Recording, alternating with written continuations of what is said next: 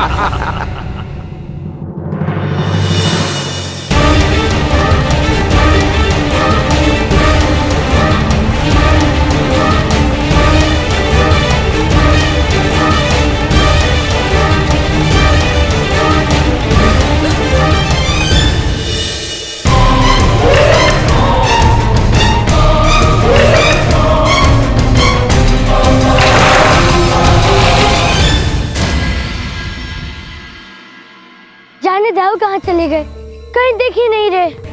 दाऊ, दाऊ कहाँ है आप?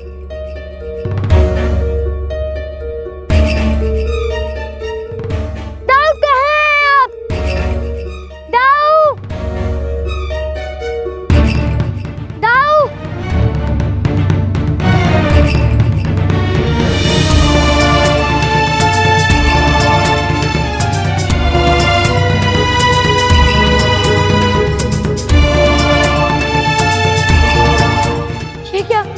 ये तो दाऊ का आभूषण है। इसका अर्थ है कि अवश्य ही दाऊ यहीं कहीं है। दाऊ, कहाँ है आप?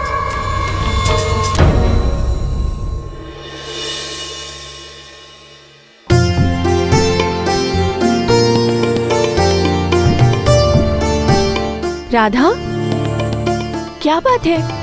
आज तुम्हारे मुख पर इतनी प्रसन्नता क्यों छाई है? वो क्या है ना, बात ही ऐसी है। वो कल कान्हा आया था और मैंने और कान्हा ने मिलकर रास रची थी। ये तो तुम्हारा स्वप्न ही हो सकता है, क्योंकि कृष्ण का यहाँ आना तो असंभव है। असंभव को संभव बना दे, वही तो कृष्ण है। अब शीघ्र ही मैं अपने घर लौट जाऊंगी और अपने मैया बाबा से मिलूंगी। मैया बाबा मेरी कितनी चिंता कर रहे होंगे, उन्हें मेरी कितनी चिंता हो रही होगी। राधा,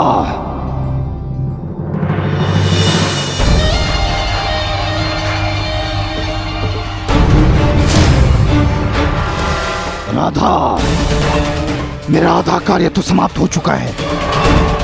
अब केवल आधा शेष है। कृष्ण के भ्राता बलराम की मृत्यु हो चुकी है। बोलो श्री हरि की।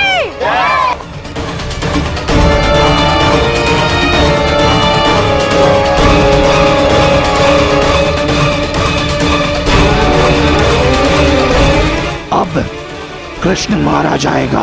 नहीं, ऐसा नहीं हो सकता। कृष्ण के रहते हुए सबको कोई कुछ नहीं बिगाड़ सकता। देखता हूँ अब तुम्हारा कृष्णा क्या कर सकता है। दाऊ, दाऊ कहाँ है आप?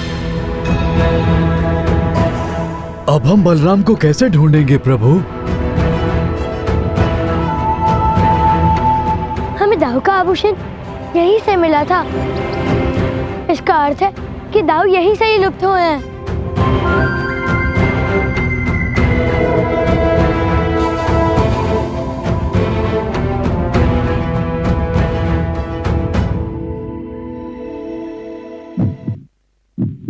कान्हा,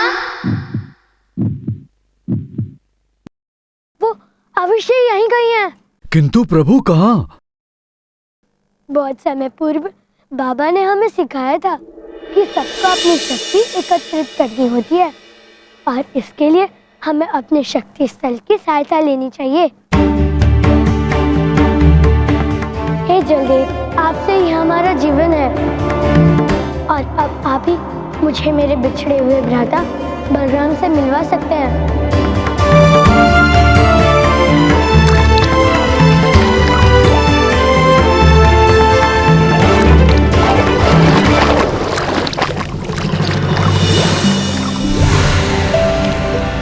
आपको मेरा नमन कृष्ण।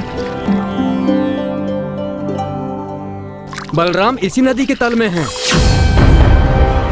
वहाँ असुरों ने उन्हें बंदी बना रखा है, किंतु समस्या ये है कि हम उन भयानक असुरों से लड़ नहीं सकते। धन्यवाद।